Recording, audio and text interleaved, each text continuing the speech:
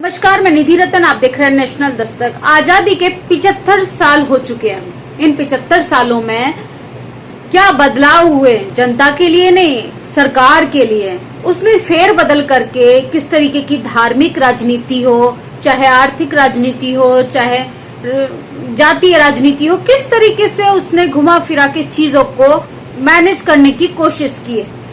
इसके साथ ही हम आपको बताएंगे मीडिया का जो असली चेहरा है वो किस तरीके से हमारे सामने आता है। ये देखिए, ये सबसे पहले हेडलाइंस देखिए। मोदी के मंत्रिमंडल में 27 ओबीसी बनने के बाद भी हमारा मीडिया किस तरीके से मंत्रियों का परिचय देता है। ये रजत कुमार है और इनका कहना है कि छोटी जाति के मंत्री। ये छोटी जाति क्या होता है? अगर आप छोटी जाति मानते हैं, इसका मतलब आप बड़ी जाति भी मानते होंगे।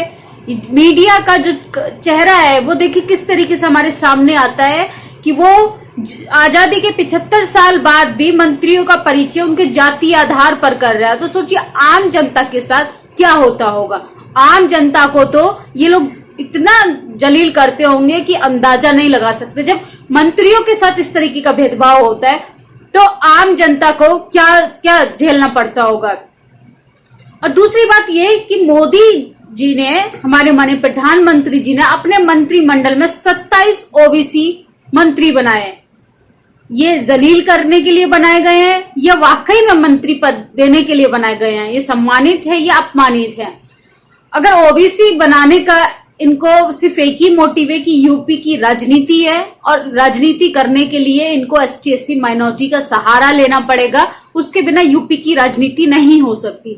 यूपी की राजनीति के लिए अंबेडकर, फुलेर, पेरियार को आगे लाना पड़ेगा और तभी ये लोग राजनीति कर पाएंगे। और ये बखूबी इनके कैरेक्टर में झलक कर सामने आ रहा है, इनके चरित्र में सामने झलक कर आ रहा है।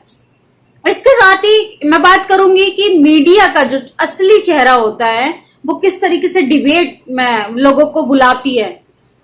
ये देखिए मीडिया का किस तरीके से चेहरा हमारे सामने है।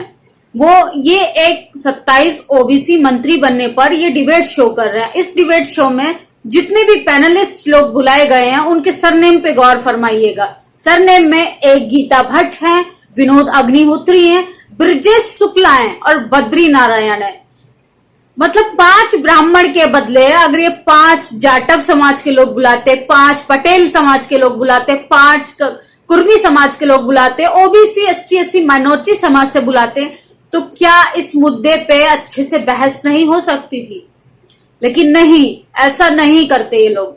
मीडिया को सिर्फ फॉर्मेलिटीज करनी होती हैं और ऐसे लोगों को दलितों के इश्यू पे बोलने के लिए बोला जाता है जो उस चीज से वाकिफ नहीं होते हैं, उस चीज से दूर दूर तक उनका कोई कनेक्शन नहीं होता है। ये सिर्फ जनता को भटकाने के लिए किया जाता है। और आप मीडिया, आपके घर में 2 दुश्मन आप लोगों के हैं, एक अखबार और एक टीवी।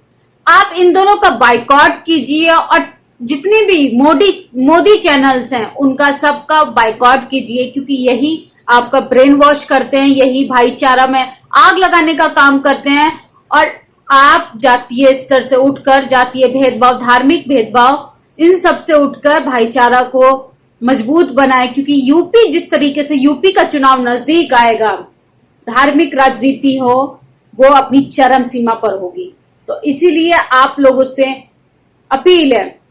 और इसके साथ ही जिस तरीके से यूपी चुनाव सामने आ रहा है, पत्रकारों की मैं बात कर रही थी, महिलाएं पत्रकार, चाहे अंजना ओम कश्यप हो, चाहे श्वेता तिवारी हो, चाहे ऐसे तमाम रूबी का लियाकत हो, ऐसे तमाम फीमेल एंकर्स की बात करूं जो चिल्ला चिल्ला कर अपनी डिबेट शो में या अपनी एंकरिंग में ऐसे प्रदर्शन करती हैं जैसे वही राष्ट्रवादी हैं, बाकी सब तो राष्ट्रद्रोही हैं। मतलब उनकी एंकर जो एंकरिंग वो करती है, उनकी पत्रकारिता पे तो मुझे शर्म आती है कि वो पत्रकारिता करती हैं कि वो अपनी मन मर्जी थोपती हैं व्यक्ति पे। डिबेट शो में बुला के किसी को जलील करना और ऐसे मुद्दे पे एक महिला का चीरहरण कर दिया जाता है, ऐसे मुद्दे पे सारी महिला पत्रकार खामोश बैठी हैं। मतलब शर्म आनी चाहिए ऐसे एंकरों को कि ऐसे इशू पर भी नहीं बोल सकते हो। वो भी जिनका चीरहरण हो रहा है वो सवर्ण जाति से होने के बावजूद उनके साथ इस तरीके से भेदभाव हो रहा है, तो सोचिए दलित महिला के साथ क्या होता होगा, बहुजन महिलाओं के साथ क्या होता होगा। तो इसीलिए आप मीडिया का जो असली चेहरा है वो पहचानने की कोशिश कीजिए। पिछले 2 हफ्तों में किस तरीके से लगातार दंगे फसाद का मामला सामने आया और इस पे हमारी मीडिया इतनी खामोश है जैसे उसको पता नहीं सांप सूंघ गया हो। हम आपको बताएंगे कहां से क्या कौन सी घटना हुई। संत कबीर नगर से वहां पर सपा और भाजपा का दंगा हुआ, नॉमिनेशन हुआ चुनाव का, उसको लेके काफी दंगा हुआ। सिद्धार्थ नगर हो, पीलीभीत हो, उन्नाव हो, सीतापुर, लखीमपुर खीरी में महिला का चीरहरण हुआ, रायबरेली में, एटा, अलीगढ़, बदायूं, बुलंदशहर और बिजनौर, और इसके साथ ही मेरठ में झुग्गियों में आग लगाई गई। मतलब आप सोचिए इतने सारे दंगे 2 हफ्ते में हुए और इस पे हमारी मीडिया सरकार खामोश है। उसको सिर्फ दिख रहा है यूपी चुनाव। जैसे बंगाल चुनाव में उन्होंने कोरोना को नजरअंदाज करके बंगाल चुनाव पर फोकस किया था, कुर्सी पे फोकस किया था, उसी तरह से यूपी चुनाव पर फोकस किया जा रहा है। और ये दंगे फसाद जातीय आधार पर, ये सिर्फ दंगे फसाद, ये सिर्फ राजनीति के लिए हो रहे हैं। और ये देखिए, ये वीडियो देखिए, इसमें यति नरसिंहानंद जी हैं। जी हाँ, इनका भड़काऊ वीडियो सुनिए। इनका कहना है कि एएमयू और जेएनयू और जामिया जैसी यूनिवर्सिटीज को बंद कर देना चाहिए क्योंकि वहां से स्टूडेंट नहीं आतंकवादी देशद्रोही निकलते हैं। मतलब ऐसे भड़काऊ स्टेटमेंट के लिए, ऐसे भड़काऊ भाषणबाजी के लिए इन पे कोई एक्शन नहीं होगा। ये कुछ भी बोल जाए, इन पे कोई एक्शन नहीं होगा। हमारे लोग सिर्फ चुनाव का नॉमिनेशन कर देते हैं, सिर्फ सरकार से सवाल कर लेते हैं, कुछ पत्रकार सरकार के खिलाफ सच लिख देते हैं तो इन लोगों को मिर्ची लगती है। और ऐसी मिर्ची लगती है कि मीडिया जो है वो सक पका जाती है, उसको अपने चाटुकारिता से फुर्सत नहीं है। ऐसी पत्रकारिता पे मुझे शर्म आती है। पत्रकारों का काम है सवाल करना, लेकिन हमारी गोदी मीडिया तो कुछ और ही कर रही है। ऐसे गंभीर इशू पे महिला का चीरहरण कर दिया जाता है। मतलब सोचिए महिला आयोग कहाँ सो रहा है, कहाँ सो रही है वो सारी एंकर्स जो फीमेल पर्सनैलिटी का सिंबल होने के बावजूद चिल्ला चिल्ला कर लोगों से सवाल करती थी। कहाँ है वो अंजना ओम कश्यप? कोई सवाल नहीं करेगा, वो सिर्फ वहां सवाल करेंगे जहां उनको पैसा डाला जाएगा। आप लोगों की क्या प्रतिक्रिया कि महिलाओं के साथ लगातार ऐसे बदसलूकी होना ये ठीक है कि गलत है, या सरकार के खिलाफ हम लोगों को आवाज उठानी चाहिए? आप लोग अपनी प्रतिक्रिया जरूर दें। धन्यवाद।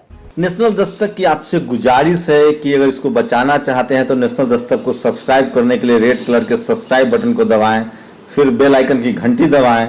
नेशनल दस्तक को बचाने के लिए बहुत जरूरी है कि हर खबर को शेयर करें, लाइक करें, कमेंट जरूर करें।